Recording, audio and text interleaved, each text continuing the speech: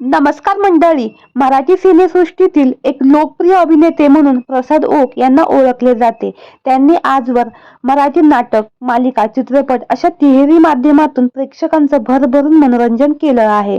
सध्या ते महाराष्ट्राची हास्य जत्रा या कार्यक्रमातून प्रेक्षकांच्या भेटीला येत आहेत आणि हास्यवीरांची कॉमेडी पाहून बेमाप हसत देखील आहेत.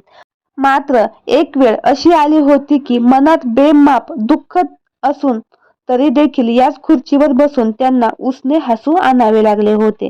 चला तर जाणून घेऊ काय आहे संपूर्ण माहिती. प्रसाद ओकने याबाबत स्वतःच खुलासा केला आहे. प्रसाद ओक यांच्या वडिलांचे काही महिन्यापूर्वीच दुःखद निधन झालं. वडिलांचं निधन झालं तेव्हा प्रसाद शूटिंगसाठी मुंबई बाहेर गेले होते. शिवाय कोरोनासारखी महामारी असल्यामुळे त्यांना वडिलांच्या अंतिम दर्शनाला सुद्धा येता आले नाही. त्यामुळे आजही माझ्या मनात एकच खंत वाटते की मी वडिलांचं अंतिम दर्शन देखील घेऊ शकलो नाही. एकीकडे वडिलांचे अंतिम विधी चालू होता तर दुसरीकडे महाराष्ट्राची हास्य जत्रेचं शूटिंग चालू होतं. तर मंडळी, आपल्या चॅनेलच्या परिवारातर्फे प्रसाद ओक यांच्या वडिलास भावपूर्ण श्रद्धांजली.